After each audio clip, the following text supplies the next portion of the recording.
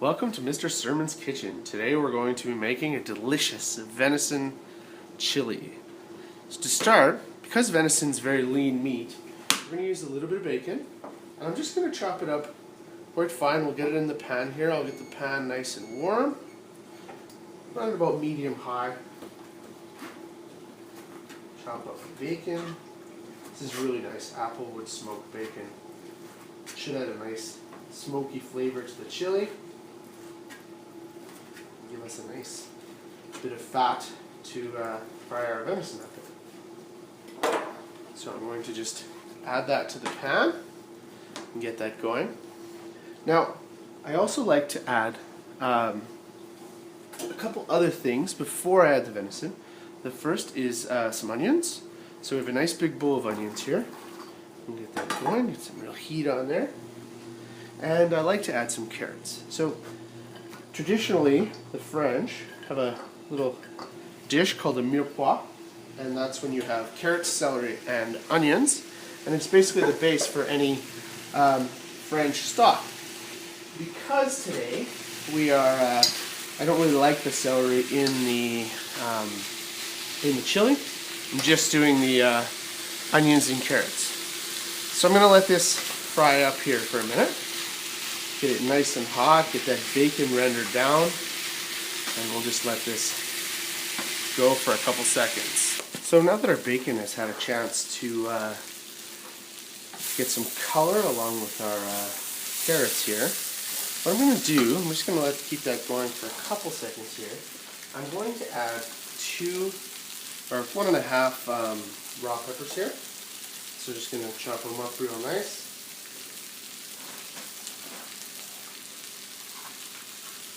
Try and keep the white seeds out while you're doing this. Now we're going to want a nice dice on these.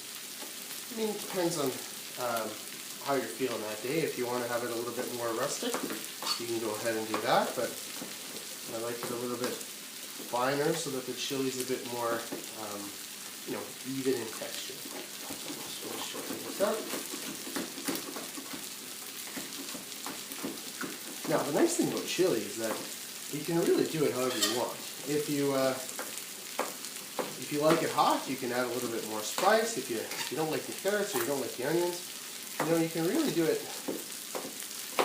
up to whatever you like and don't like. And the best part about it is that when you make it, nobody else can really complain because they didn't have to work to cook it. So I'm just going to finish dicing up these yellow and red peppers. I think it's nice to use a little bit of different color while you're cooking the peppers. Just gives a little bit of variety to the chili. I like to put a lot of different stuff in my chili. So a little bit of other colors just kind of kicks it up a notch.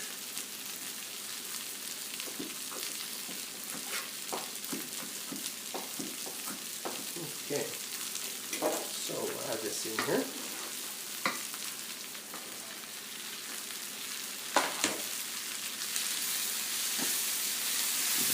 Stir it together. So I have these going for about 10 minutes on medium. Like I said, just give it a bit of color. Now, one little trick that I like to do is I like to use roasted peppers. Now what I did with these peppers is the other day, I cut them up and I kind of flattened them out on the baking sheet, put a little bit of oil on top, and I cooked them until the skin basically turns black. And you could do this over a campfire if you're out camping. And it gives these peppers a real nice, sweet, delicious flavor. They render down, they're very nice and soft now, so they won't really need any cooking at all. Real trick to this though is that you can put them in a paper bag right after they come out of the oven, and that helps the skin peel off, and it's no work at all to pull off the blackened skin, and you're left with this just lovely sweet pepper. So I'm going to toss this in here. I'm going to give it a quick stir, and I'm going to take my vegetable bacon medley over here, and just toss it over to my stock pot where we're going to be actually finishing up the chili. I'll just get this out of the way. And in a moment I'll get back and we'll get started on the venison.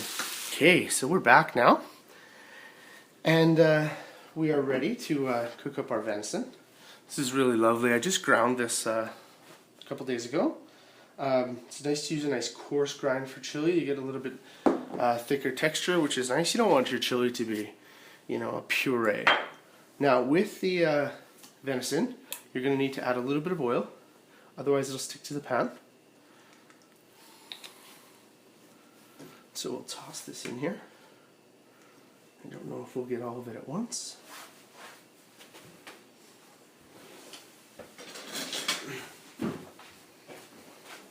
Always helps to have your tools within reach. It's in here. Alright. So this is nice and fresh. This is from this year's harvest.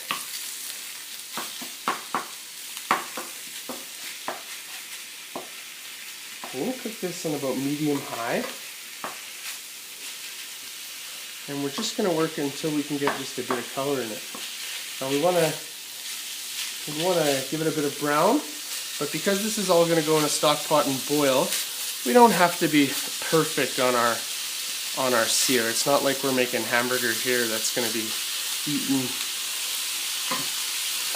Now one other thing I like to do is add a little bit of fresh garlic. And a key with garlic is that you don't want to add it at the same time as your onions, because garlic burns much faster than onions do. So I'm just going to grab a little cutting board here, and my trusty knife. I'll show you a little trick with garlic. What we can do is if you take your garlic, and this stuff's already been peeled, and you put a little bit of salt on it, you can take your knife, the side of your knife, and smash the garlic. Really give it a good whack.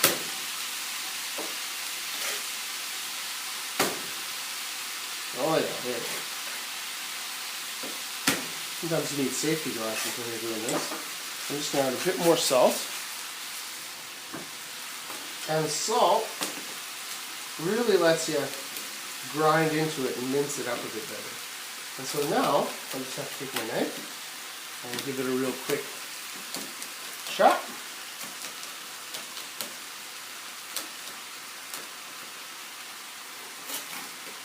Turn it around. It's chopped up. And now we take the salt and we, using the side of our knife again, grind it up into a very, very fine mince.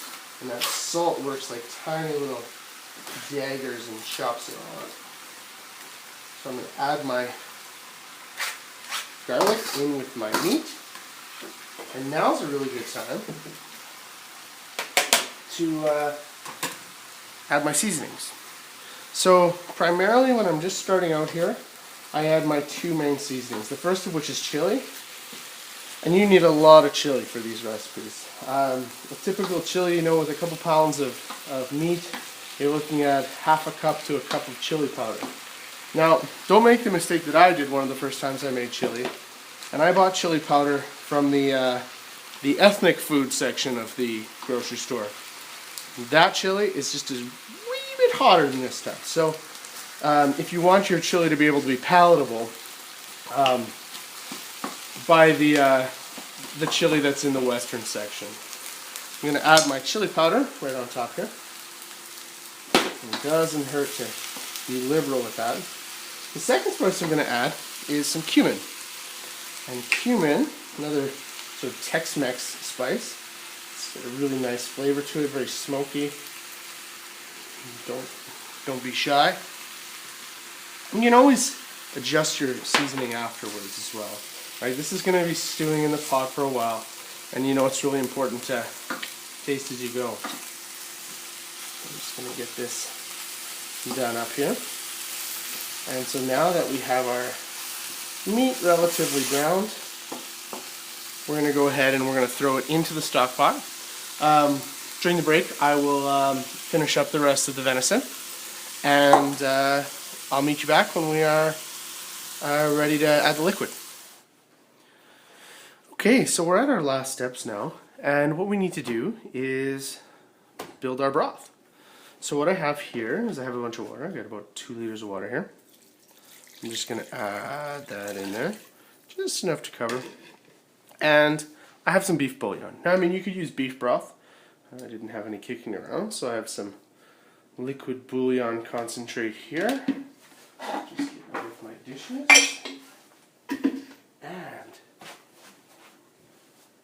grab our trusty spoon. Get this all mixed up. Now, what you're going to want to do with a good chili is cook it for quite a while. Usually I cook mine for about 3 or 4 hours.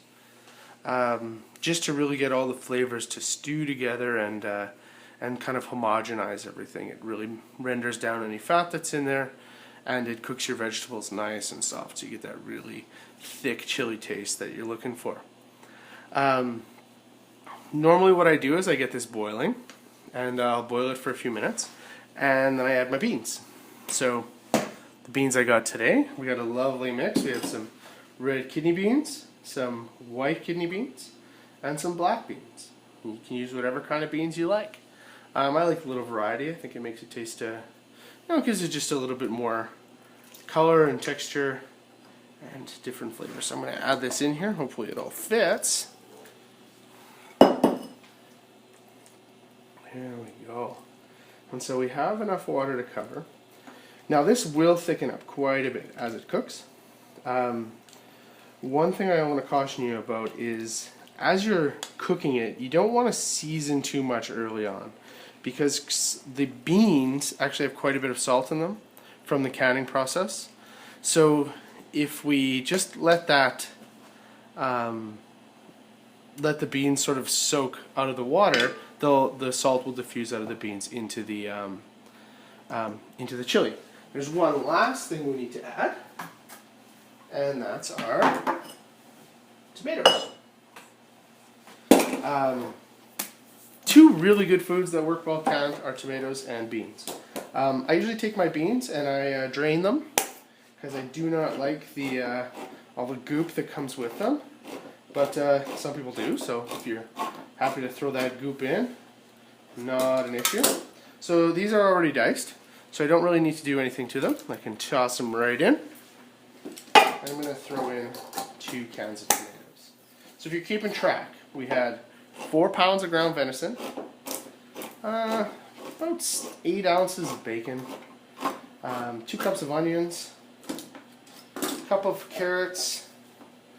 We have 2 cans of tomatoes. We have a total of 4 cans of beans, and anything else? A few cloves of garlic, and about just about a cup of chili.